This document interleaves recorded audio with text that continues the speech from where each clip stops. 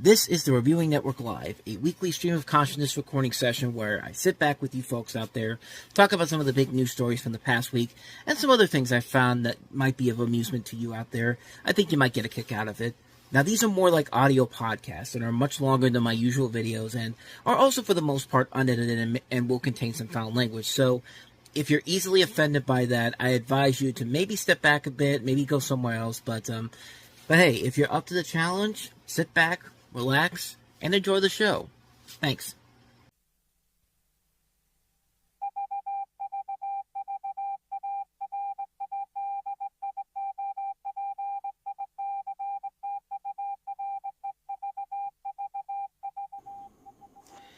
And for the 78th time ever, we are live. Hello, everybody, and welcome to another exciting episode of the Reviewing Network Live on this beautiful, beautiful Oscar night here. Not in Hollywood, California. Of course, I'm all the way back on the other side of the country for obvious reasons because, I'm never going to be able to afford to go all the way out to Hollywood for the Academy Awards. But hey, at least I can say that I'm a 3-time Academy Award winner now. And for those of you out there who have no idea what the hell I'm talking about, go check out my other videos over on the main channel because I show that I have a Oscar replica and a really good Oscar replica too. Like, it literally feels like the actual statue. It's like a 7-pound statue that I got online for a pretty good price overall. But we're not here to talk about that. But we are going to do our live rewatch of the Academy Awards. We're about less than an hour away from the show kicking off at 7 o'clock. Eastern Standard Time. It's about 6:17 as I'm recording this right now. So, got a little bit of time here, so let's go ahead and take a look at the weekend box office real quick, because there's really not a whole lot to really, digest into in particular. It was a busy news week overall, but a lot of the stories that I have planned for that I had planned to talk about, they're going to be saved over for next week. So I'll save a lot of that, and there's a lot of stuff to talk about, especially with a couple of notable passings that happened this weekend. Gene Hackman, the mystery surrounding that, Michelle Trachtenberg, stuff I want to kind of delve into here. But of course, tonight is the Academy Awards, so that'll be the main focus of what the show is going to be about this week. So, with that said, let's get to the top 5 weekend box office. And like I said, nothing too significant this weekend in terms of like big releases. Number 5. Movie that's been around for a couple weeks now, Dogman, still hanging in there, $4.2 million, dropping 28% from last weekend. Total gross now up to $84 million for that movie. Cost $40 million to make, so it's already made back its budget and then some. Worldwide, it's up to $113 million, so a pretty good, sizable hit for DreamWorks. Paddington in Peru, as number 4 on this list, brought in $4.5 million, only dropping about 31% from last week. About $31.4 million after 3 weeks domestically, which doesn't sound like a whole lot. It sounds like a failure considering the $90 million budget, but the international numbers are helping it do gangbuster business overseas, up to $164 million worldwide. So it is a hit, and they are working on another film, which, I mean, if they can make it as good as this film was, I think we agree that that's a winning combination right there. Moving on to number 3, the number 2 movie from last week, Oscar Perkins' The Monkey, dropped kind of what you expect for a horror movie to drop off. A 54% drop off, $6.4 million, brought in $24.5 million after 2 weeks. Worldwide, it's up to $31 million. I don't think this was a high-budgeted movie to begin with, so they're going to make the money back on this regardless. So I think they have already made their money back on it. I could be wrong on that, but I really don't think I am. But nothing more to say about that one. We've kind of delved into that one as it is. But we do have one new release that made the top 5 this weekend. And I really don't have much to say about this one because I didn't really hear too much about it per se. But from the stuff I heard about it later on down the road, it is pretty interesting. Got some good reception overall. Number 2 is Last Breath, which brought in $7.8 million, which... for a film that cost about $24 million to make, it's not a bad opening for this movie in particular. I don't know how the longevity of it is going to be to hold it up and get it around that profit, but I don't think it should be seen as somewhat of a failure overall for a film that didn't really have much of a marketing push until very late on in the week. I started seeing commercials for this on FXX about a couple of days ago, honestly, but if you don't know what this is a feature film remake of the documentary that the director Alex Parkinson co-directed with Richard DaCosta, and follows a group of deep sea divers who race to rescue a stranded teammate after an accident. This has Woody Harrelson, Simu Liu from Shang-Chi and the Legend of the Ten Rings, and Cliff Curtis among the cast in it. And has been getting some pretty decent reviews overall. 77% on Rotten Tomatoes, B+ on Cinema Score, 65 out of 100. I don't know. It's a film I didn't really know much about. I just knew that Focus Features was releasing it. And they've got a couple of movies coming up pretty soon. This one and also Black Bag, the new Steven Soderbergh movie, which comes out in a couple weeks. But hey, good on this movie for making it in there and not really making much of it, despite not making a whole lot of noise in terms of marketing per se. But I guess this is a way for people to go see someone else besides the #1 movie again, which is, once again, Captain America: Brave New World. Kind of like what I said before. This was going to hover around for several weeks until you get a big new release to come around. And even then, not doing incredible business. $15 million this weekend, bringing its 3-week total to $163.7 million domestically. But it is closing in on the $400 million, close to the $420 million worldwide that it has to make to break even. Which is that if you add the international numbers, it's worldwide is up to $341.8 million. So, I mean, it could get close to that in particular, but I think more people are starting to realize that the film isn't as bad as they made it out to be. I mean, you still have your detractors overall, but yeah, definitely there's a lot of things I really like about this movie. I've talked about this one long enough. I think I've finally started to realize what's been going on with the MCU as of late. I'm starting to notice it. Is especially with this movie in particular, and that's that I don't know what it is. I think the MCU TV series, as great as it is to have that side project to have while you're waiting for the new movies to come out, I think the biggest problem with the MCU TV series is that they're introducing all these characters into those shows, and when the movies come out, they expect you to automatically know who everybody is, and not everybody has Disney Plus. Not everybody has access to those TV shows. Like, if you really want people to get into these TV shows and to get into the MCU again, like, when you do these TV shows, you don't. You can do the TV shows if you want to, but let the people who have never seen the shows going straight into the movies know what's going on. I think I remember Hideo Kojima, of course, the same guy that gave us Metal Gear, he wrote on social media about how he didn't even know that Sam Wilson had become Captain America at this point. I mean, if a guy who's made who's best known for making a lot of video games, is a very high profile name, has no idea what's going on to get to this point in the MCU. I mean, it's you would think that maybe you might want to rethink your strategy here. I mean, yeah, it's cool introducing all these new elements and new characters into these movies and TV shows, but there has to be a consistent balance for them showing up in the movies. Because, like I said, not everybody has Disney Plus. Not everybody has access to these TV shows of where you're supposed to know all this information about all these different characters and all that you're introducing to the show and bringing them into the movies. Like it's a really hard thing to do with something like this. And I mean, if I'm Disney and Marvel, I'm probably rethinking my strategy if Thunderbolts ends up not performing well, because once again, it's going to be another one of those situations where, okay, maybe Thunderbolts is a different exception, because most of those characters that are being introduced being introduced through the movies. I think the only one that's actually was introduced in the TV show was Wyatt Russell as John Walker, and he was in Falcon and the Winter Soldier. But everybody else, though, it just really feel like some consideration has to be taken of how to introduce all these characters going forward into the MCU in terms of there has to be if you can't figure out how to balance the TV series from the movies, then you gotta at least try to get all the other TV shows out there for people who don't have Disney Plus to go ahead and get caught up on them, because it's getting cut.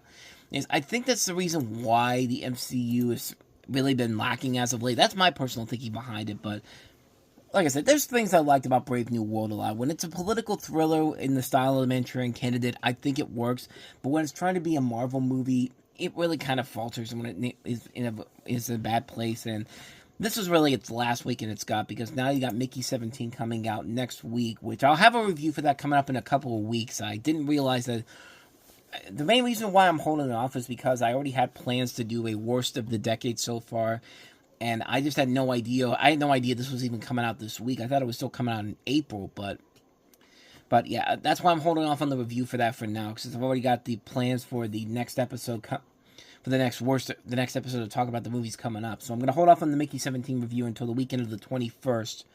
But yeah, I'm curious to see how it's gonna do though. I mean, the buzz is that there's a lot of buzz behind it. The word of mouth is good. It's just going to be about, will people want to go see this movie, and how big of a film is it going to be? It's not. I mean, it's opening on the same weekend as Dune. I mean, as the Dune Part 2 did last year, which I don't think this is going to do even close to that number. But what's Warner Brothers' real expectations with this movie? That's going to be very, very, very interesting to see how that pans out in particular. So, I don't know. I mean, I'm definitely looking forward to checking it out, though. But that's next week, though. So anyway, that's the weekend box office for you. And with that, I will see you guys when we get to the Oscars. And I'm not going to be able to record. I'm not going to record the monologues and all that, because I want to listen to Conan O'Brien's monologues and all that stuff. And then I'll be back whenever they do the actual awards. I should before I leave you, I should tell you my final predictions. That's what I was going to do with this segment as well. So I want to do my final predictions of who I think is going to win the Academy Awards tonight. Let me see if I can find it here. Give me 1 second. Okay, I got it right here. If you didn't see the Reviewing Network Awards last night on the main channel, I ran down my final Oscar predictions.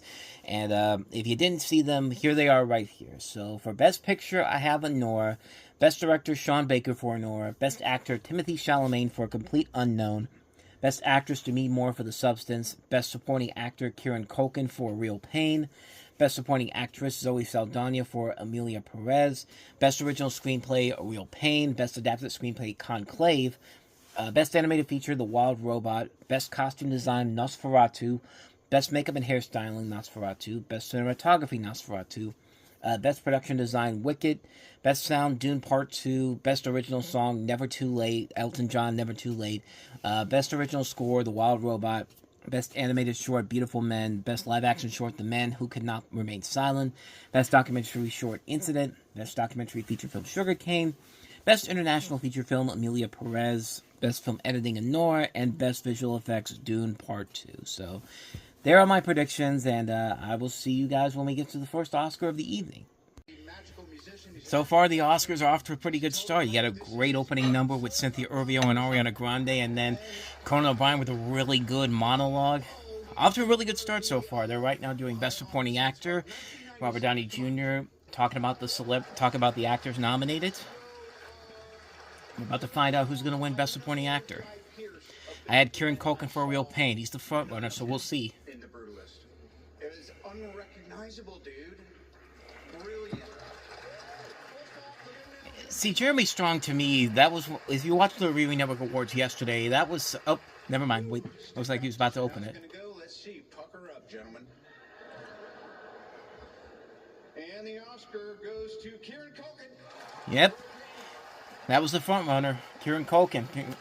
Got one right, but as I was saying before, Jeremy Strong and Sebastian Stan nominated for The Apprentice. When I on the Reviewing Network Awards yesterday, I had them both as my worst Oscar nomination selection. I just didn't think that movie really warranted an Oscar nomination overall. But yeah, Kieran Culkin won, so I'll be right back.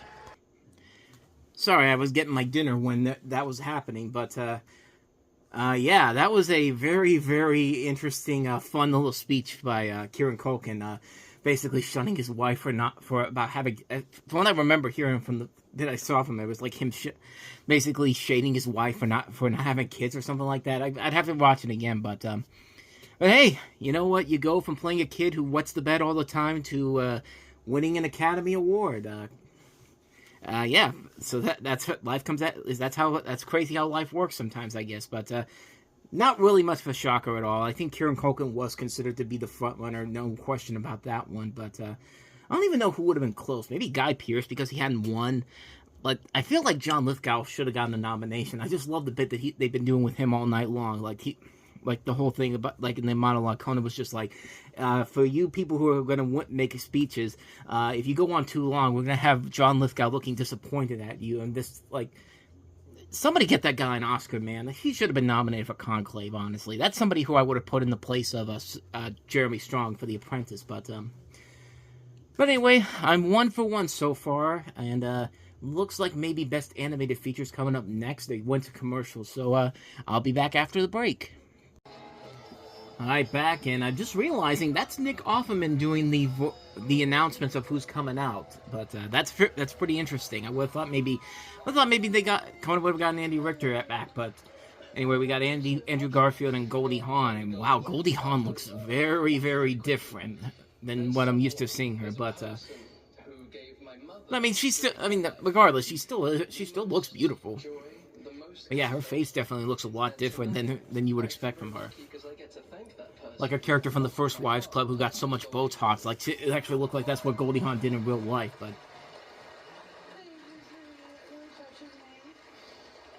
I can feel that smiling at us at this moment. I know, I'm smiling too. Okay, now that I look at him, it's looking more like Goldie Hawn. You've given us movies full of joy.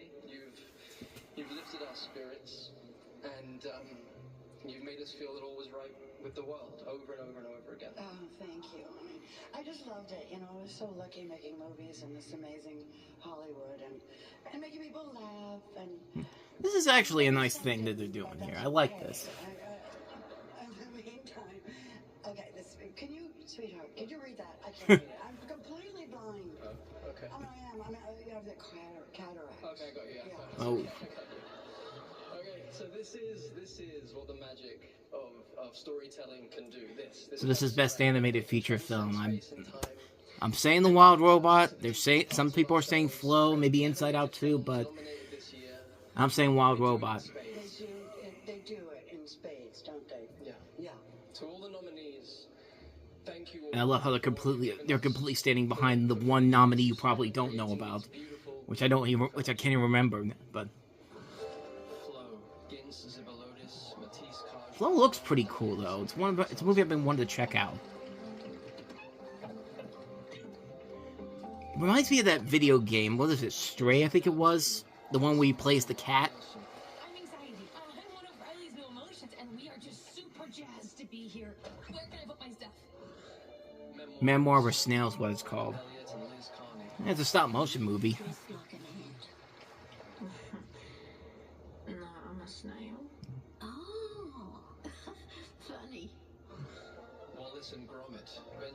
Yeah, I think any other year this would probably be the front runner because it's Wallace and Gromit, but too many good movies this year.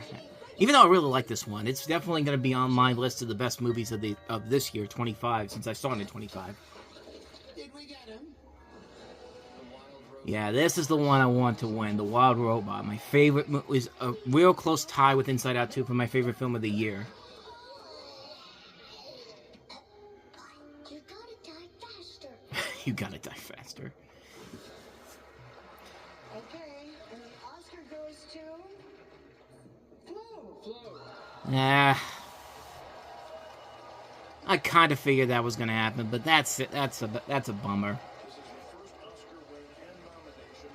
I heard good things about this movie though, but for the second year in a row, my favorite animated film one of my favorite animated films didn't win, but whatever. I mean, I like The Boy and Hurrah, and like I said, I was really looking forward to seeing Flow, so.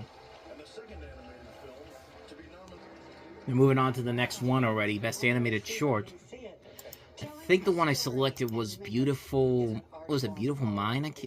I haven't seen it, so I can't remember what the animated shorts were. Let me see. It's Beautiful something. I think it might be the first one. Beautiful Men.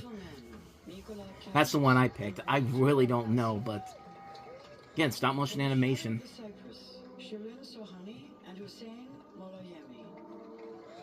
Magic Candies, Dice Benicio, and Takashi Washi.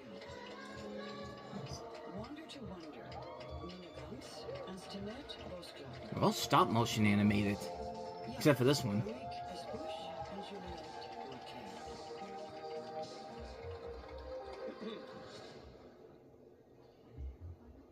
And the Oscar goes to In the Shadow of the Yeah, like I said, this is one of those ones where it's just like pick one out of another. I hadn't seen any of the nominees, so Yeah, so that's another one not surprised I did. That's the one I'm surprised I didn't get. Wild Robot not getting Best Animated Feature. That was the one that I thought that was a shoo-in, but so I'm 1 for 2. I'm 1 for 3 right now. This is not a very good start to the night, but they're still doing the acceptance speech right now. But I do want to update you on the Kieran Culkin thing. I just found this article on Variety, and I'm reading this about. It's basically what I thought was happening beforehand. Kieran Culkin wins Oscar and reminds wife of his promise about more kids after the Emmy. She said, "I will give you 4 when you win an Oscar." Well, guess what? You better start making it tonight. But but I missed the part where it says, he brought up the infamous moment where, after winning an Emmy for Succession, he asked his wife Jazz to have a 3rd kid, which he did only because she promised to have a 3rd kid if he won the Emmy, not thinking he would. After the show, we walked through a parking lot, and she goes, "Oh, God, I did say that," Culkin said. "I guess I owe you a 3rd kid." And I turned to her, and I said, "Really? I want 4." And she turned to me. I swear to God, this happened there's just over a year ago. She says, "I will give you 4 when you win the Oscar." And, it's a really good moment.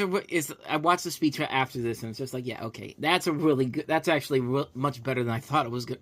Than I thought it was beforehand. But it was a really good speech overall. It was a really well done speech, and hey, Kieran Culkin was easily the best thing about that movie, man. He was really good.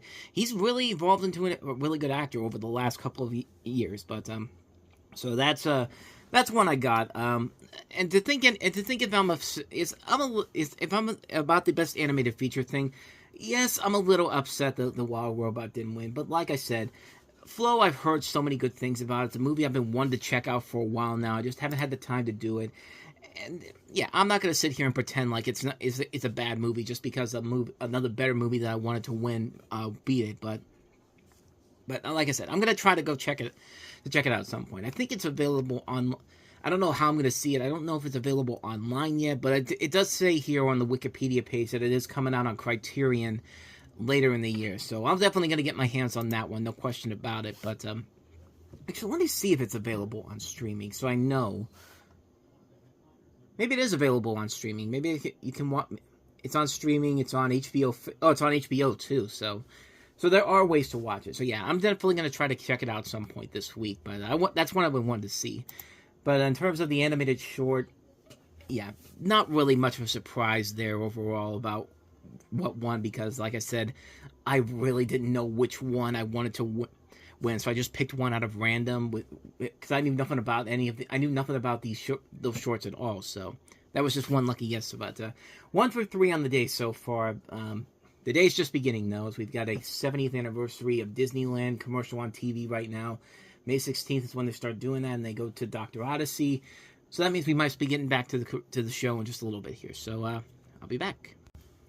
Okay, so they just had a little, stay tuned for more of the Oscars, and it's Conan O'Brien, and I could have swore Deadpool is down there at the bottom. No, so I'm thinking Deadpool and maybe Wolverine showing up in the next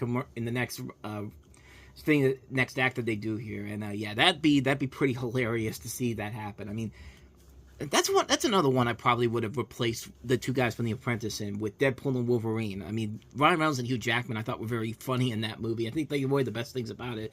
Plus, it would have helped the Oscars build more of a buzz behind it if you got more of the blockbusters in there. I mean, this is what they used to do back in the old days of the Oscars. I mean, Star Wars, Raiders of the Lost Ark. I mean, they were nominated for the Big 5 Oscars, so. I don't know, but yeah, I just saw that during the commercials. I wanted to talk about that anyway. Back in a moment. All right, so we're on to costume design now, and they got all the stars from all the different movies up. Trying to remember who I have for this one. I think it was Nosferatu, if I'm not mistaken. I thought we were all doing this. Oh, it's just Bowen Yang in the costume. We changed our minds. Yeah, best costume design, Nosferatu. So that's the one I think is going to win. But then again, period piece movies usually can probably win this type of award. But I think it's either going to be Nosferatu or Wicked. I had the honor of working with the nominees for best costume design. Linda Muir, the first time I stepped into my Nosferatu costumes. So they're doing the thing, like, you know how they used to do the thing with with the actors, where they have all 5 actors coming out and saying nice things about the nominees. They're doing that with the costume designers, and I mean, I've never really been a fan of that per se. I get why you're doing it, but at the same time, it's just like, is this really necessary for costume design? Like, really? Is this what we're doing tonight? Honestly? I mean, I don't know, but they're doing that right now. I have it kind of muted right now. I was just waiting for them to do the award. But like I said, I have Nosferatu for costume design, but could either go either way. It could go. It's one of these. It's obviously one of these is going to win, but we'll see. All right, let's see who the winner is. And the Oscar goes to Wicked Paul Towers. That's one I was thinking.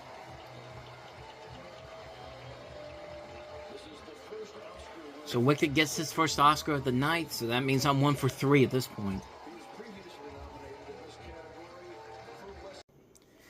Well, we're now about an hour in, and we've gotten four awards already taken care of, which is something, I guess. We still got almost 3 hours left to go, 3.5 hours, because are they doing anything after the Oscars on ABC? Is that why because that's what they did last year because they had Abbott Elementary on. I can't even remember what it's happening tonight, but yeah, it's good to see Wicked getting some awards, which gives me hope that maybe it's going to get some more tonight instead of just some of the other ones maybe it'll win for just production designs in general. But yeah, like I said, that was one where I thought maybe Nosferatu would get it, but yeah, 1 for 4 so far. 1 out of 4 so far in the night. I've gotten the only one I've gotten was Kieran Culkin, but yeah, hour in, show's been really good so far. I've really liked what they've done. Yeah, not much more to say right now, but let me go ahead and wait for the show to get back, and then I will be back.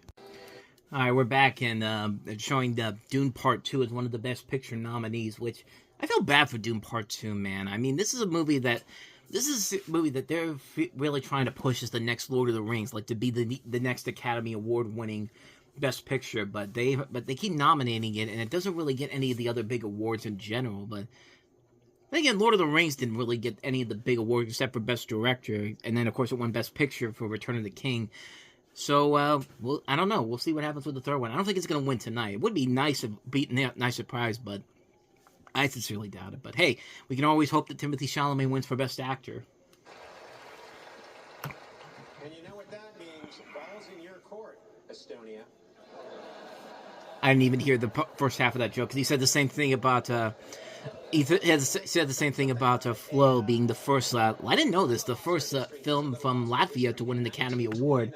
And then the punchline was, take that, your move, Estonia. Cohen's been knocking it out of the park, man. This is great stuff. I love that Nick Offerman is the announcer for this. But I've said it, man. Conan O'Brien is probably one of the great entertainers we have. I mean, that's why I gave him the Achievement Award yesterday. And he's one of my favorite entertainers. But they're bringing out Amy Poehler. I don't know what award this is going to be next. So they got the original and adapted screenplay coming up. I think original is first. I think I had a real pain for this one, but maybe Anora wins this one. But I'm thinking Jesse Eisenberg's going to get it for a real pain. Original screenplay. I believe it was William Shakespeare who said, "Writing is a bitch." Huzzah to the writers who create the characters and the stories we love. Here are the nominees. Anora, written by Sean Baker. September 5th, man, that was a movie that I remember reading on The Hollywood Reporter that was supposed to be like the big Oscar front runner for the year, and then it just faded out of obscurity. It just came out of and just left our world. It never even existed. So yeah, I feel kind of bad that movie didn't get more recognition. But best original screenplay here. Let's see who wins it.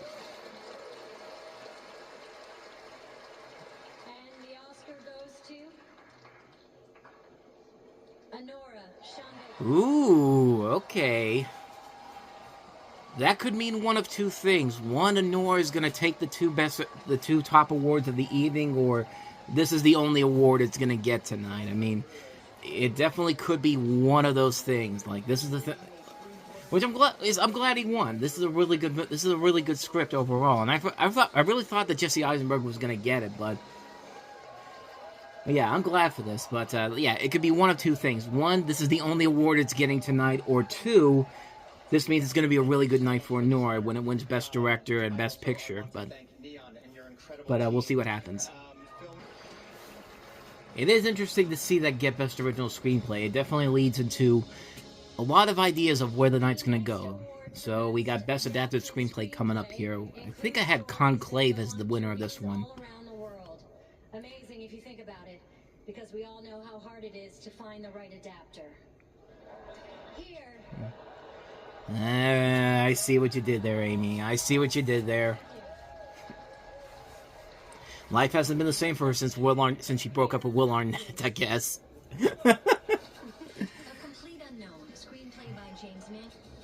Alright, let's see who's going to take it.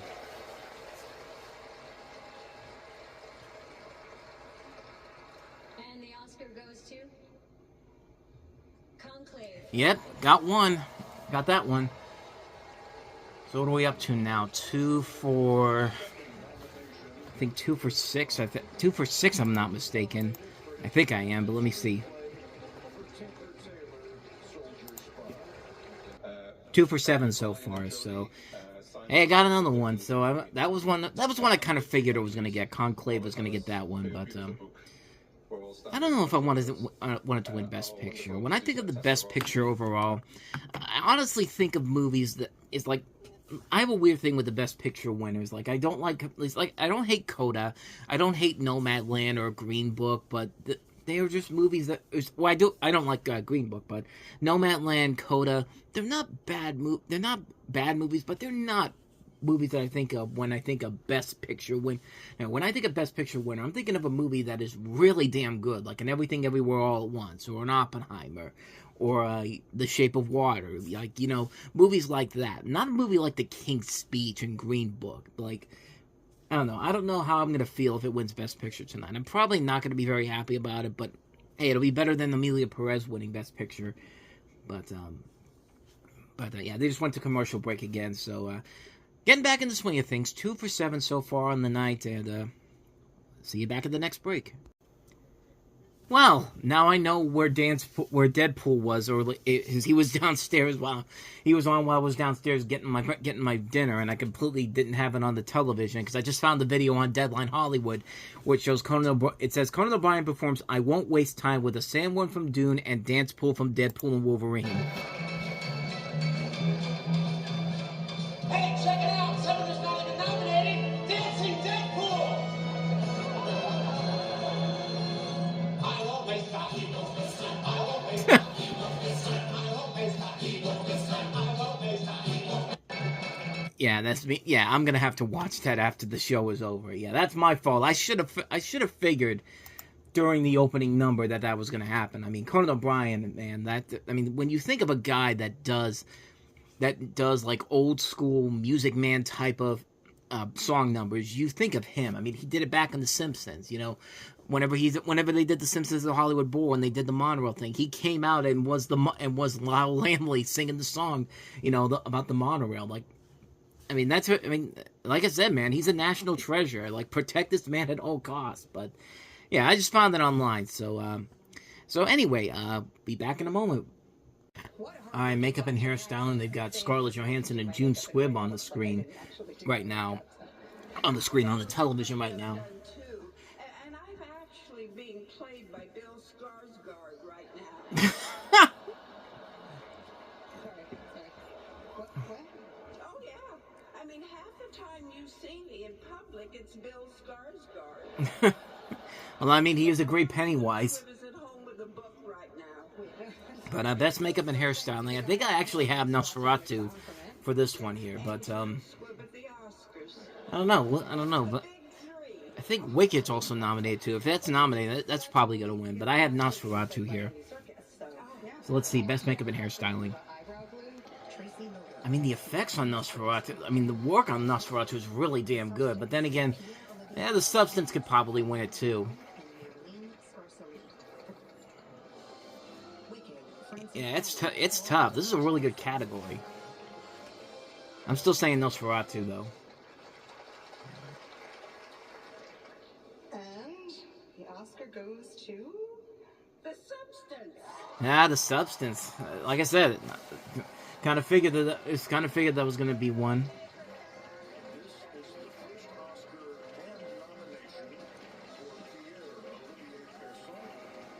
The effects in The Substance were really damn good. So yeah, I mean, really, it should not be a shocker that this won, but again, too good of a category overall.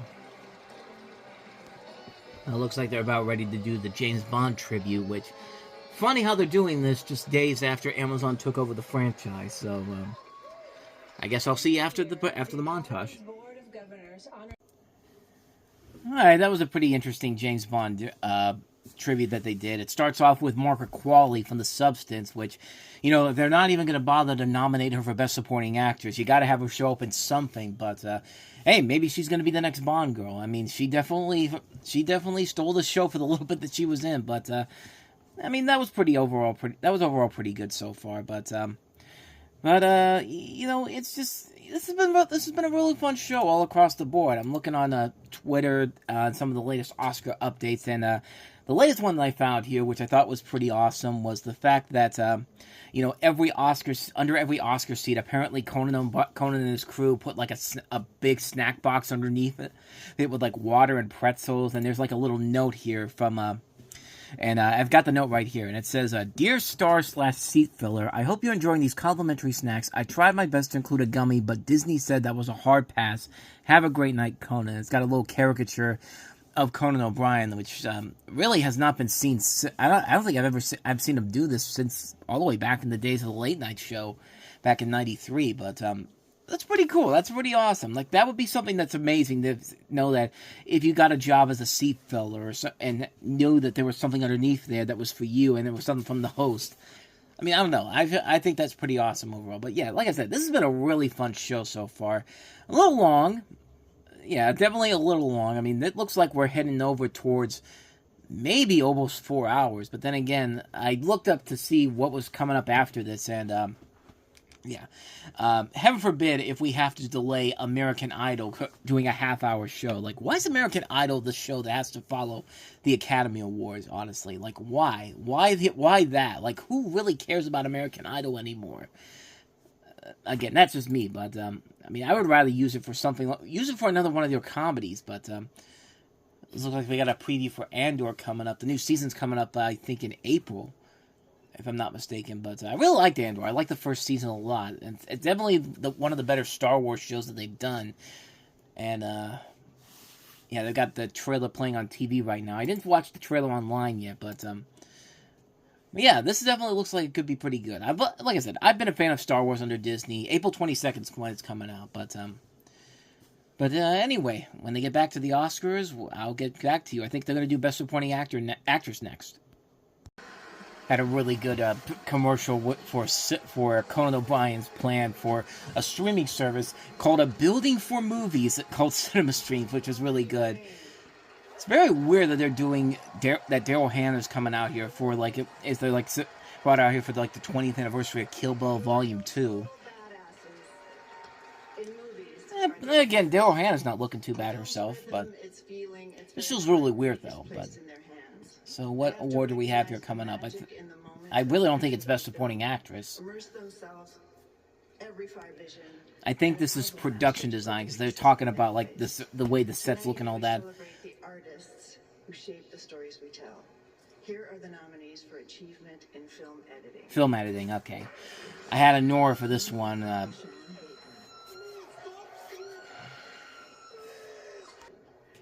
the Oscar goes to Nora. Got it. All right, we're back in business here. 3 of 8. Sean Baker could possibly be sweeping tonight. This is his second Oscar now he's gotten. Yeah, this is.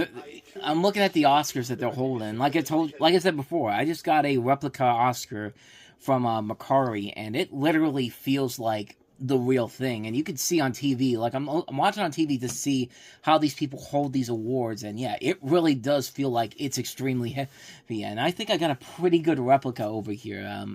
Like I said, it was a 7 pounds when I put it on the scale on Friday when I got it. But I'm just watching these guys holding the Oscars, and it really, the one I have really does feel like the real thing. I'm almost starting to wonder if the person who sold this to me stole one of the Oscars that they made and bought it online. But then again, he also has replicas of the Emmys, the Tonys, the Grammys. But yeah, I'm just watching this because it's very interesting to see these guys holding the Oscars, and knowing that I've held one that feels just like it feels like the same way they're holding that. Like, makes me wonder if this is actually, if the Oscar I have here actually is a replica, or the guy who sold it to me stole one and then sold it online. I have no idea, but looks like we are getting Best Supporting Actress now. Here comes I think Davine Joy Randolph, who won last year. This one should be Zoe Saldana.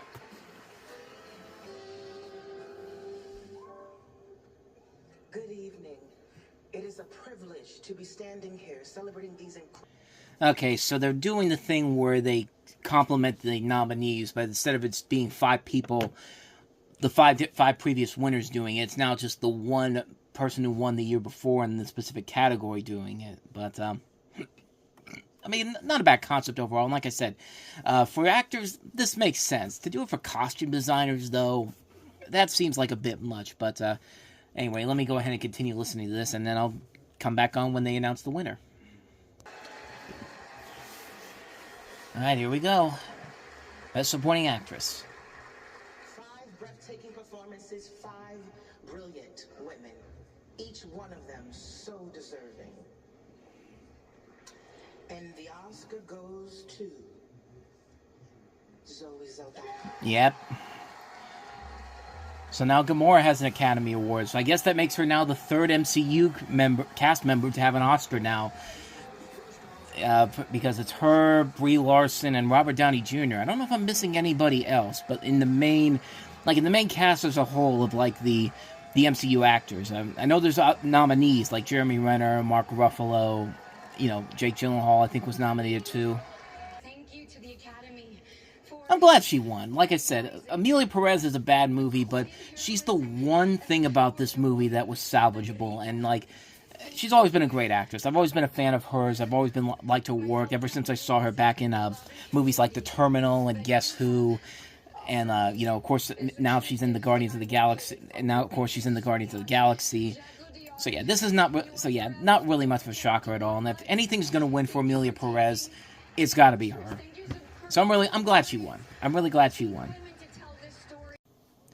And yes, I am a little bummed that Ariana Grande didn't get the Oscar for Wicked. But like I said before, Zoe Saldana really was the one thing that was salvageable about Amelia Perez.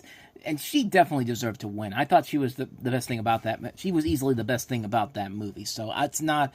I'm disappointed that Ariana Grande didn't win, but it's not going to kill me that she didn't win. But like I said, Margaret Qualley should have definitely been in that category for The Substance. I think that would have made that competition a little bit more interesting. But like I said, Zoe Saldana was pretty damn good in that movie, so I'm not gonna be disappointed about that per se. And she's a great actress. I mean, she more than deserved to win the award.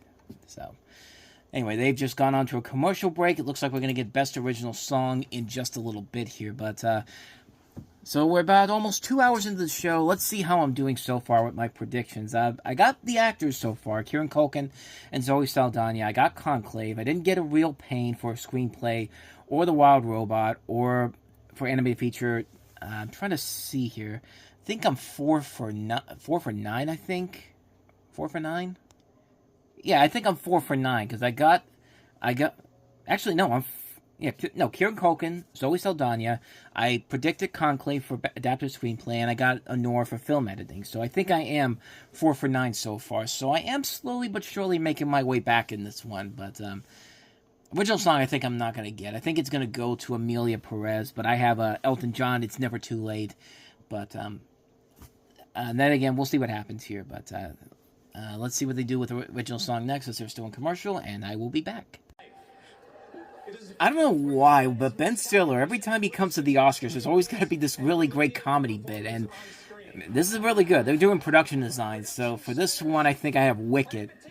But Ben Stiller's definitely turning into one of those great directors, man. I've been watching a little bit of Severance on Apple TV, the Apple TV Plus show, but yeah, that's definitely a show that, yeah, I need to get more into that, man. That show's been pretty awesome.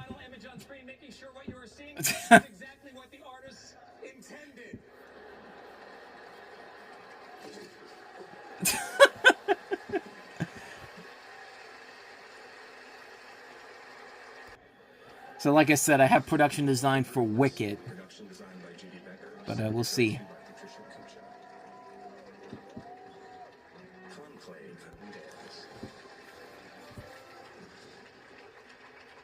Is he still gonna jump? Every time, man. Every time with Ben Stiller on this show, man. That was good. That's really great. And the Oscar goes to Wicked. Got it. It's now a 50% right now. This is the first Oscar win for 7-time nominee Nathan Crowley and 3-time nominee Lee Sandales. Crowley received his first nomination for achievement in art direction for The Prestige, while Sandales earned his first nomination for War Horse. Yeah, Nathan Crowley's a guy who's worked a lot with Christopher Nolan. He's been nominated for a number of his movies. He did, I just said The Prestige, but I think he also did, he was also nominated for The Dark Knight, Interstellar, Dunkirk, Tenet, and this is the first time winning it, so I'm really happy to see that. Great production designer. Okay, now they're doing original song. It's Mick Jagger! He's still alive! And everybody's getting up. I can't even remember the last time I've seen Mick Jagger. There's Elton.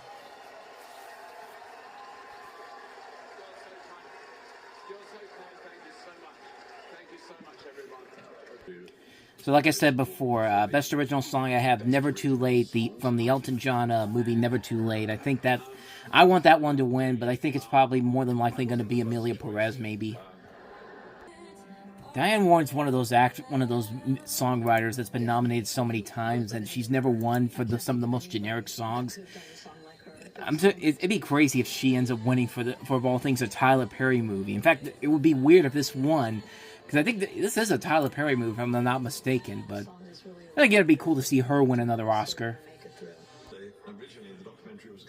I haven't even gotten a chance to watch this documentary yet. I've watched a lot of the Disney Plus documentaries, Jim Henson Idea Man, The Beach Boys, the music by John Williams. This is one I got to get to next. Bringing in Brandy brought a whole new dimension to us as a songwriting team.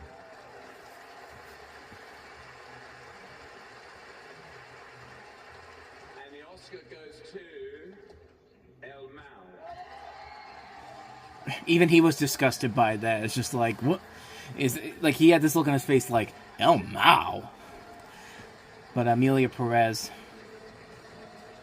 This is the first Oscar win for Cole and Camille. Yeah, that's what I kind of figured. So, back to, 5 out of 11 so far.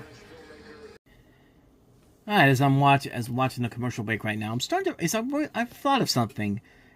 You know, it's really weird that the Oscars don't really have, like, the big movie push like you do during the Super Bowl. Like, during the Super Bowl, you have all the big Oscars, you have the big movies that you're going to promote for the rest of the year. They put that on the Super Bowl. I'm wondering why they don't do that for the Academy Awards, especially Disney. I mean, this year you got Snow White coming up. You got Lilo and Stitch, which I'm guessing we're going to get something tonight, since Disney has been doing a pretty good job with the marketing campaign. Like, there's going to be a commercial where Stitch randomly shows up at the Academy Awards. But, you know, that movie's coming up pretty soon, about a couple months from now.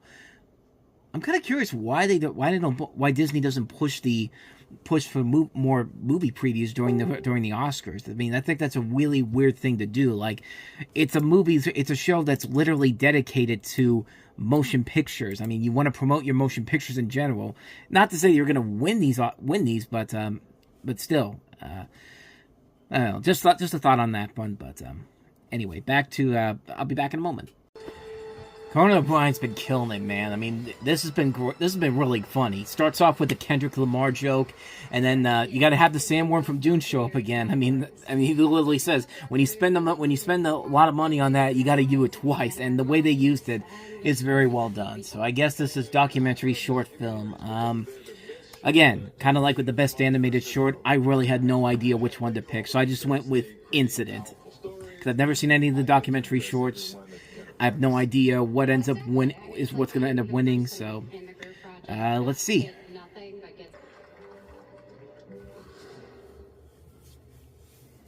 And the Oscar goes to the only girl in the orchestra. Again, had no idea if any of the nominees were good. I just picked one out of random air. So yeah, not gonna be disappointed that I missed this one. But obviously not Incident.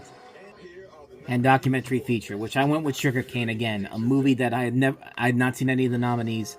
I will say this though, one quick thing before we go on. Mavis Dracula is looking pretty good tonight. I mean, she's looking pretty hot. I mean, that dress is working wonders for her. I mean, she really is looking beautiful tonight. Just got to say that. But just going through the nominees here, and like I said, I didn't have a real winner selected here because I didn't see any of the nominees, so I just went with Sugar Cane. I figured, why not? Who knows, I might get this one right, or maybe not. Definitely sounds like a winner from the way the crowd reacted, but is it? And the Oscar goes to No Other Land. Nope. Yeah, once again, blind picking is not in my favor tonight, so yeah, not really much of a... I'm not going to lose sleep because I missed that one. So. For coming back, we've got the firefighters, of course, who out in California, doing a nice little tribute to them.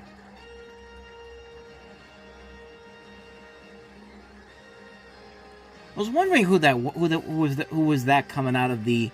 Because when they cut back, they were showing like the entire crowd, and they were showing like a group of people on the right side of the screen. So there you go. I think if I read correctly, since the wildfires, I think Conan's been living in like a hotel room since this happened. If I read that correctly, I could be misreading that. Let me see if I can find it. By the way, I don't know why I did this. I just a second ago nodded and went, thank you. Like I apologize. That had been... It's hard to believe, but there are some jokes even I'm not brave enough to tell. So on behalf of myself, would you please read what's in the prompter? And remember... this is going to be good. This audience has to laugh. These are heroes! Yes. Take it away, LAFD Captain Eric Scott. Well, our hearts go out to all of those who have lost their homes. And I'm talking about the producers of Joker 2. Damn,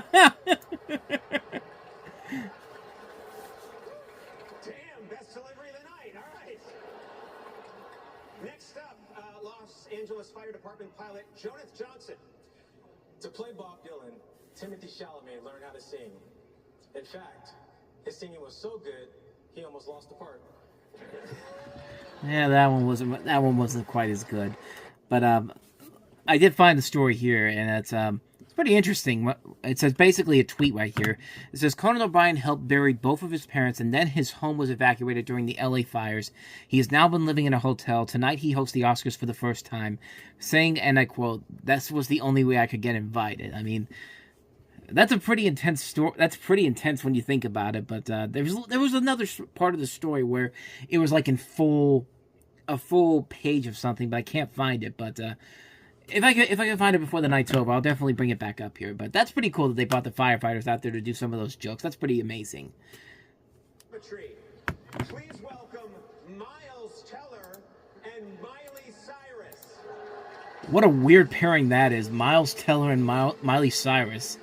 And again, Miley Cyrus has been looking pretty good the last month I've seen her and stuff. Like, she was looking pretty good at the Grammys. And she definitely looks a lot different at the Grammys than she does here. Like, I don't know if it's her hair or something, but like, and Maverick, two movies that took home this. So I think this is sound mixing. Sounded amazing. I think it's sound. I think I have Dune Part 2 for this one. Mixers, the engineers, the design. Part of me wants The Wild Robot to win, so at least get something tonight. I still think that should have won Best Animated Feature, but no, I think it's going to be Dune Part 2. And the Oscar goes to Dune Part 2. Yep. Figure I had to get something tonight. This is the first Oscar win and nomination for Alright, so they got Gal Gadot and Rachel Zegler now. Of course, Snow White's coming out this month. Doing Best Visual Effects. This one I had Doom Part 2 as well. Rachel Zegler, man, she's looking amazing tonight. I think she's going to be easily the best thing about Snow White, even if the movie ends up being absolutely horrible, which it could be. Like, I think she's perfect. She's going to be pretty good in that. Tough category overall. This one, a lot of all the nominees are very good, but I'm going with Dune Part 2 for this one. I'd like to see Better Man get some love too. I mean, this is the only one it's got, and it looks pretty amazing. It's a film I still haven't gotten to see yet, but I want to see it. But I think it is going to be Dune Part 2 for this one. Kingdom of the Planet of the Apes. Eric Lindquist, Steven Interfront, Paul Story, and Rodney Burke. Wicked. Pablo Hellman, Jonathan Faulkner, David Shear, and Paul Corbald.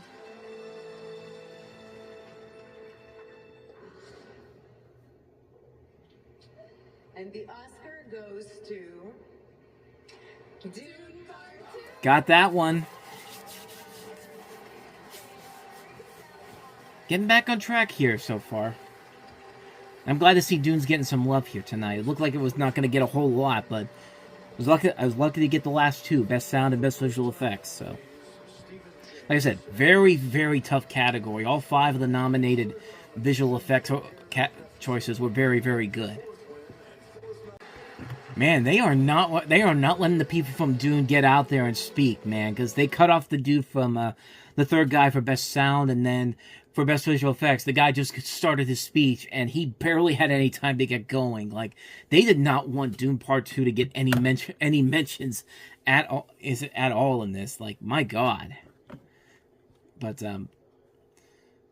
yeah, we're heading to a commercial break, so let me take a look and see how I'm doing so far tonight. Let's see. So right now, I think I'm 7 of 16 for my choices, close to 50%. Those blind picks I made for shorts and documentary feature film kind of ding me up there, and of course, Flo winning for Best Animated Feature, and among others, original screenplay. The ones I thought were for Real Pain, ones I thought that were going to win, kind of ding me a little bit here, but 7 out of 16 so far. In terms of the ones I've gotten right, but we're almost there. 7 more, I believe. Yeah, 23. They said 23 categories, so we're about a third of the way there, 2/3 of the way there. So, I have anything else I want to say right now? Let me see if I can try to find that article I saw about Conan O'Brien and the fact that he was stuck at a hotel because of what was going on with the fires in California. I think I found the story. This is from Yahoo, and it's pretty detailed on what the whole thing was about from that article I saw. But it says, Conan O'Brien is living in a hotel in Los Angeles ahead of his first time hosting the Oscars, a necessary move following the wildfires that devastated much of the city and the surrounding area this year. In that room, he's hung the only sentimental thing he asked his wife to save from their home while evacuating for those fires, a 1980 love letter, 1980 letter from E.B. White. A lengthy look at O'Brien's hosting gig published by the New York Times this week also noted the comedian took on the job before the deaths of both of his parents in December 2024. Oh, Jesus. He was heading home following the double funeral when his wife called and said they had to evacuate their home due to the fires. O'Brien asked her to save a 1980 letter from the author E.B. White. O'Brien told the Times he wrote White, who wrote me back a really sweet letter, so I said, just grab that, and if the rest goes, it goes. He has since hung the letter on the wall of his hotel room.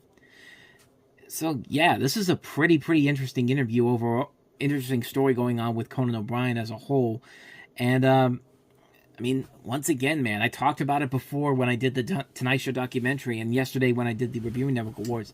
The guy has had a lot of struggles during his career, but the guy has persevered and has become one of those great entertainers. And, I mean, you can't get any... His perseverance really comes into play when not only do you have to deal with the fires, but losing both of your parents in the same month. Like, I mean, it's deep stuff, man, but hey, Conan O'Brien's a trooper, man. Like, you can't really praise the guy enough for what he's been able to do. But as we move back to the show here, they're showing off Nora, which is looking like it's going to be a frontrunner for Best Picture tonight.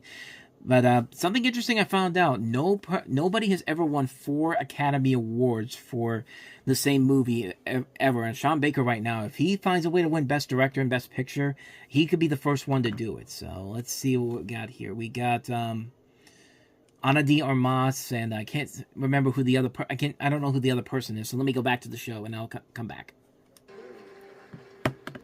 I don't know who the black guy is, but I know that's Ana de Armas. But for Best Live Action Short, I had The Man Who Could Not Remain Silent. So knowing how I picked the other shorts on a blind blind pick here, I would not be shocked at all if I don't get this one.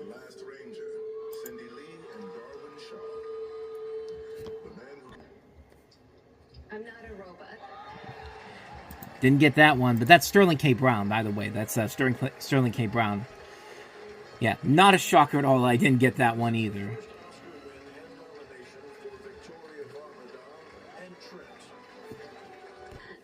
I'm Not a Robot was the one that won live action short film. Again, just a blind pick there, so.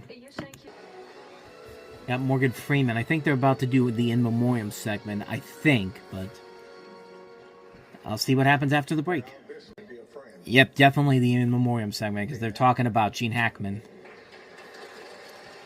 This is a tragic story with him, man. Like, what's been going on? I was going to talk about this on the show today, but of course with the Oscars going on, I'm going to save that for next week. But the guy couldn't have just had a simple death at 95 years old. No, he may have been dead for over 2 weeks before they found him, which that's one of the things that they've been saying. But man, that's such a devastating story to hear about what's going on with what happened with Gene Hackman and his wife and all that. But yeah, that's really sad to see. But they're doing the In Memoriam segment, so I'll see you after that. So yeah, the In Memoriam segment just happened, and then they just showed a preview and then Lionsgate apparently understood the assignment of what the Academy Awards should be about. Promote your movie coming up, and so they just showed off a commercial from the world of John Wick Ballerina with Ana de Armas and Keanu Reeves back as John Wick. I think this takes place in between the 3rd and 4th movie in the series. It was either between 3 or 4 or 2 or 3, but so the In Memoriam segment happened, and of course one of the names they forgot to mention in there, which probably they didn't mention because of the fact that she really didn't do anything worthy of the Academy Awards per se, which is probably the only reason why I don't think her name was included. Michelle Trachtenberg, who also died this week, but Gene Hackman was in there, James Earl Jones.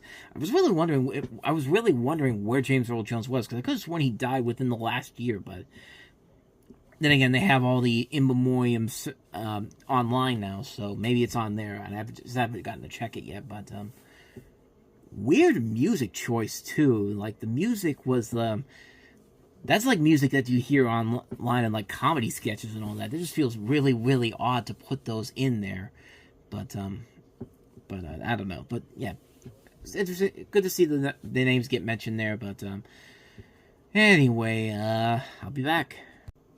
Okay, so a friend of mine just pointed out another name they forgot to put in there, Tony Todd. Like, how the hell are you not gonna forget the Candyman, man? But anyway, we're back, and they just showed off the Brutalist as one of the nominees. And what are we gonna get now? Looks like we got 5 presenters out here again. For what?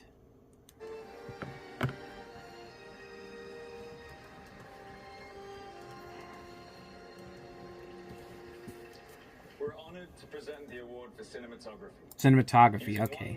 Who did I have here? I have Nosferatu again, so. The cinematographer is Lowell Crawley. Again, like, why are we doing this for the people behind the scenes, for costume designer and cinematography? Like, I feel like the plan was to do it for the actors only, but because of what happened with Carlos Sofia Gascon, they felt like, okay, we got to do this for somebody. We got to do this for somebody else. Let's do it for, I don't know, the costume designers, the cinematographers. Like, I don't know. To me, this really doesn't feel like they should have this in here per se. But then again, that's just my personal opinion. But like I said, I have Nosferatu as a pick here. Considering how I've been 0 for 2 on the ones that I've had that for, probably means it's not going to win this one here, but we'll see.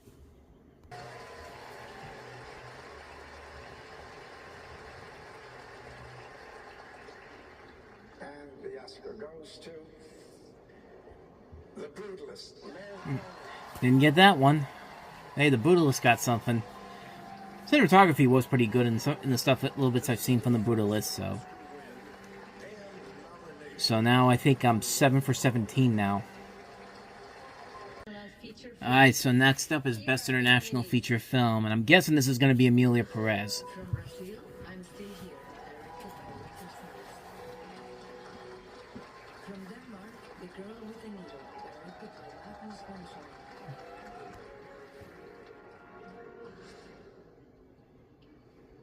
The Oscar goes to I'm Still Here. Oh no. Wow. Okay, now I'm a little worried now. I'm a little worried that means that they're safe. I don't really think they're going to do it, but no, they wouldn't have Emilia Perez win Best Picture at this point, would they? Now's the time to be a little bit worried. I thought Emilia Perez was going to lock up this one here, but now I'm scared. Now I'm getting kind of scared here. No, that legitimately is terrifying, knowing that I'm Still Here beat out Emilia Perez for International Feature Film, which is not because of the movie, not because I'm Still Here. The movie I've heard is pretty good, but and we got Katherine Heigl advertising for Poise underwear.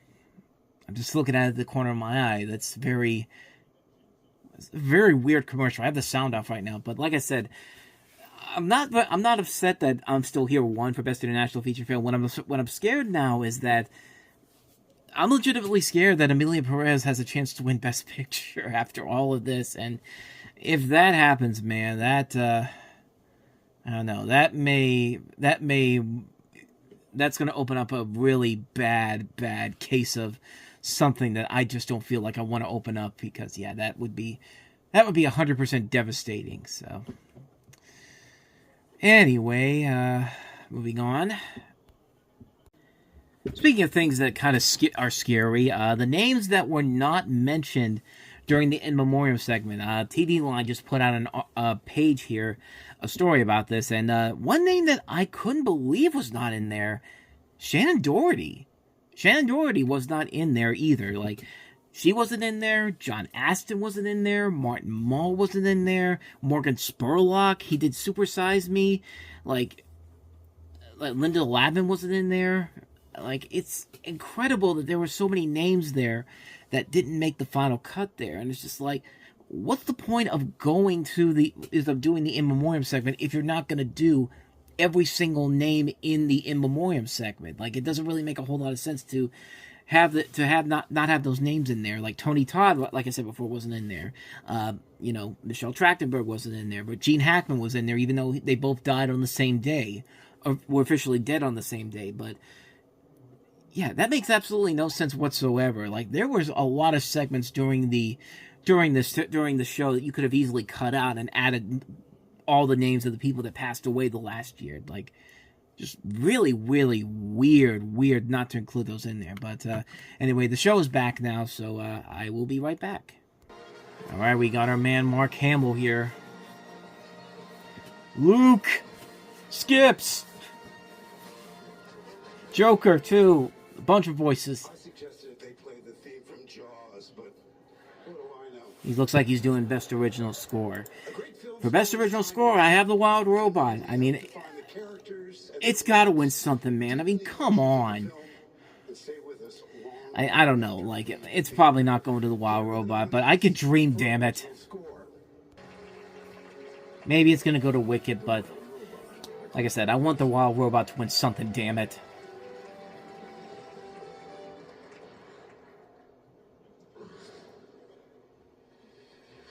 And the Oscar goes to the brutalist Daniel Brutal. Nope. Brutalist is finally getting some love. Yeah, the fact that the Wild Robot didn't get a single Oscar tonight is a fucking shame. Like, I mean, come on, man. Like, just once, I would like a movie that I pick as the best movie of the year to be recognized by the friggin' Academy as one of the best movies of the year. And it's just like, it just never happens, man. It didn't happen with the Batman. It didn't happen last year with Across the Spider-Verse. And now the Wild Robot. Just... Anyway, I'm done with ranting about that right now. But we have Whoopi Goldberg and Oprah Winfrey right now doing the tribute to Quincy Jones. I gotta say, Whoopi Goldberg lost some weight, man. Like, she does not look like the same person she does when you see her on The View or see her nowadays. Like, she definitely looks like she's lost some weight in the last couple of years. But anyway, they're still doing the tribute here. I think we're doing, Best Actor. Alright, I feel like it's a two-man race for this one. Timothée Chalamet is the one I picked. He's been winning some of the awards, but Adrien Brody's been a name that's been coming up in the recent weeks. So this could get very interesting here. I said Timothée Chalamet, probably going to be Adrien Brody, but we will wait to see what happens next. Oh, they're just showing the film clips for the main actors here, not doing the thing where they're talking about how great the actors were, so... Yeah, this is definitely the one that I would not pick, Sebastian Stan, but here we go. Actor in a leading role, who's it going to be? And the Oscar goes to Adrien Brody. Yep. Figured it was going to be one or the other, but,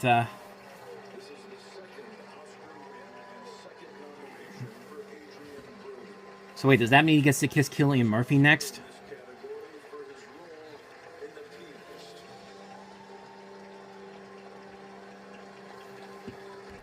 I like how the audience was expecting him to do it, too.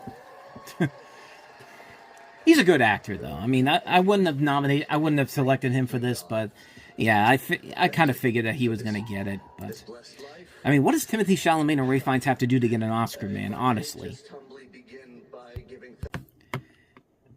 Before I talk about Adrien Brody, because that was a great speech overall, I literally thought that Timothée Chalamet was going to win. I had the Dune Part 2 clip ready to go. You know exactly what I'm talking about. Yeah, I had that queued up because I thought that Timothée Chalamet was going to win, but, oh, we're not even going to a commercial break, it looks like, I don't think. No, we're just going right into Best Director, I think. I assume that's what we're going into now. So yeah, this one I had Sean Baker. Great directors don't just call the shots. They make them count. Now these 5 filmmakers know exactly Filmmakers. So like I said, I had Sean Baker for this one. I think he's got this one too, so. James Mangold should get some love too, man, but tough category overall. A lot of good performances in here, and a lot of good nominations, but let's see.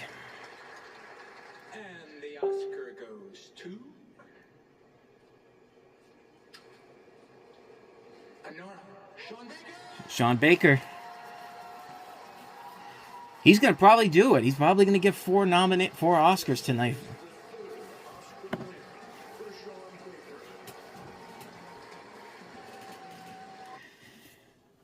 But, yeah, that was not really much of a surprise, honestly. But going back to Adrien Brody, what I love about his speech was that I love the fact that he has the will to, you know, he's done this before, and the fact that I love that moment when the music was coming on. He's just like, "Hey, can you turn that off? Can you turn it off? Because I'm trying to finish the speech here." Like, not the way I said it, but no, he said, "Turn that music off. Thank you. It's not my first rodeo. I will be brief." Like, I love the fact that I think he's the first guy that I've ever seen at the Academy Awards tell the music to shut up, and actually they did it. Like, I was really really impressed by that. And just, this guy made bad movies, a bad movie a long time ago called Inappropriate Comedy, where he played a gay version of Dirty Harry, Flirty Harry. And to come from back from that to winning your second Oscar in your second time you've ever been nominated, I mean, yeah, I wanted Timothée Chalamet to win. I think he's going to get an Oscar somewhere down the road here, but man, Adrian Brody, man, like, I have nothing but respect for the dude, but yeah, I'm glad to see that he won, but no real surprise about Sean Baker winning Best Director. Like I said, it was more indication that Honor's probably going to take Best Picture. I mean, I'm believing that's going to be the case. I'm still that international film Oscar not going to Emilia Perez still frightens me. That the fact that they may just honestly give Emilia Perez Best Picture, like, it's scary to think about that. But I hope that's not the case. I hope Honor does end up winning here. If not Honor, maybe Wicked. But Wicked's probably not going to get it. I would love it to, but yeah. All right, so we're coming down to the final set of categories here: Best Actress, followed by Best Picture. So for Best Actress, I've got Demi Moore, and then of course Best Picture, I have Honor. So they'll be back, and so will I. All right, here we go. The second to last award of the evening, Best Actress. And like I said, Demi Moore. I would love it if Cynthia Erivo or Mikey Madsen wins this, but I think it's going to be Demi's. I think it's finally her time. From the first frame to the last. This is the power of their work. The kind that... All right, here we go.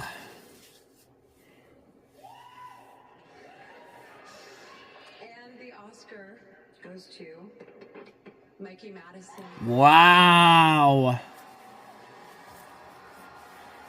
Wow, that is the shocker. For the second year in a row, the Best Actress is a shocking win. Mikey Madsen. And hey, you know what? I'm all in on it, man. She was absolutely incredible in that movie.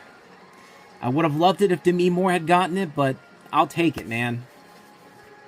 Wow. The first real stunner of the night. It's when Harry reunited with Sally. Billy Crystal and Meg Ryan? Meg Ryan and the best Oscar host ever, Billy Crystal. Next to you, man. You were great tonight. But yeah, Billy Crystal, Meg Ryan. I figured that they were going to do something with them. Best Picture time.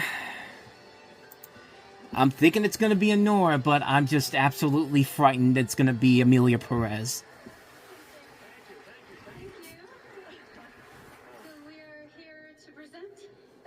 Meg's still looking pretty good. Billy Crystal's looking like a decent fellow, too. With the gray hair. When was the first time? Billy Crystal, man, one of the great Oscar hosts. I mean, I was watching the old Oscar clips earlier the last couple weeks to get ready for this. But yeah, still one of the great Oscar hosts. But Conan O'Brien's definitely putting his name up there in the caliber, man. He was great tonight. But Best Picture. So let's just cut to the chase. You're right. Because when you have a chance of being an Oscar winner for the rest of your life, you want the rest of your life to start as soon as possible. So here we go. Best Picture. Alright, here we go. I'm really scared. Just don't say Emilia Perez. Please don't say Emilia Perez.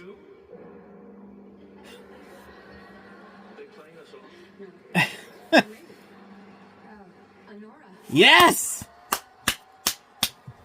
Oh, hallelujah. Oh, saints be praised.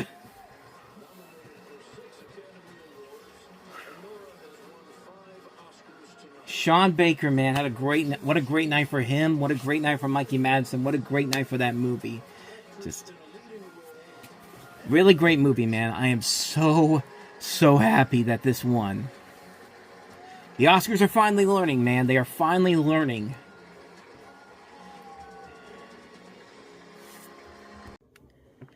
Alright, so my final thoughts on the Academy Awards.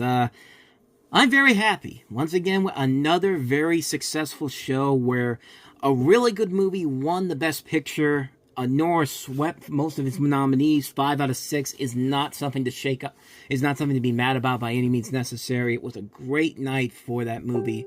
And well deserved. It was a really damn good movie, and I was so happy that it won. I was so glad I got to see it before I did my own little awards thing is last night, and I was really glad I got to see it, because that was a movie that I would have easily put in my list of my 10 favorite movies of the year. I was really happy for that. Yeah, granted, yeah, I would have liked to have seen Demi Moore win an Oscar. I would have loved to see Cynthia Erivo got it. Timothée Chalamet, some of the other choices that I had here. But, I mean, you can't go wrong with the choices they made. Adrian Brody was pretty fun to watch. I mean, Mikey Madsen, she was the reason why Nora was such a great film. She sold that film and made it her own, man. Like, that was a performance. That was a great performance. That was one of the 3 choices I had in my award show yesterday, where I just couldn't decide which one I liked the best. But yeah, I was really happy to see that she won that award. Well deserved. I did terrible with my predictions. I think I got 9 out of 23, 9 out of 16, 9 correct and 16 wrong. I mean, no, 9 of 14. 9 of 14 was what I had on my predictions, because I got 14 wrong. I got 9 correct, but honestly, it was a great night overall. A really good night, seeing a lot of really good performances, a lot of really good movies getting recognition. If there was one thing I was really upset about, is the fact that Wild Robot got shut out with one of my favorite movies of the year, very high up on my list of my favorite films of the year. I just named it my favorite movie of the decade so far. I was really hoping it would get something, and it just didn't get anything, and I was just so bummed by that. But you know what? It is what it is. Like I said, Flow is one I have to go and see at some point. I've been wanting to check it out for a while now, and hopefully I can find it online. I think on streaming. I think it's on Hulu and also on HBO Max too. And like I said before, Conan O'Brien really led the charge tonight of a very good show. He was very funny. The show wasn't as political as it usually would have gotten, even though there were a couple little jabs here and there that I thought were nicely done. But it just goes to show why Conan O'Brien is the great entertainer that I keep praising him for, because, man, he knocked it out of the park at the Oscars tonight. I mean, this is a guy that needs to come back every single year. So I hope that's the case. I hope a lot of people will agree with that. I haven't seen the reviews for the show from people who watched it and saw O'Brien, but yeah, I think he did a fantastic job. I hope they bring him back next time around, because he more than deserves to come back and host the Oscars again, time and time again. But overall, yeah, a fantastic, fantastic night. What a great night for the Oscars. What a fun show that was. I really enjoyed it, man. I had a good time with it, and I hope you enjoyed this as well. Thank you so much for joining me on this live rewatch of the show. 3rd year in a row where we had a really good Oscars. They're finally starting to learn again. We're not just getting movies like little films like Nomadland and Coda, films that are good, but they're not considered Best Picture caliber films. I'm glad to see that they're finally learning their lesson here, and they're awarding really good movies now. Like, I'm sorry, Nomadland and Coda did not deserve to win Oscars in the year when you had much better movies in those categories, especially the year Coda won, when you had West Side Story and also, and Dune and Licorice Pizza and Nightmare Alley and The Power of the Dog, just much better movies than Coda. That's not a movie that I think of as Best Picture. Belfast, another really good one. But, yeah, overall, fantastic night, and I thank you all so much for joining me on this show tonight. It was a great time watching. I hope you enjoyed this, and if you want to see more episodes like this, check out our playlist, check out the last episode I did, and thanks for watching, and I'll see you guys next week with our regularly scheduled show here. A lot of stories from this week to cover, plus maybe some more this week. So with all that said, thank you so much for watching. I'll see you guys next time. Thanks for watching. I hope this was a good night for you. It was a good night for me. And until the next time I see you, thanks for watching. And until then, we are out.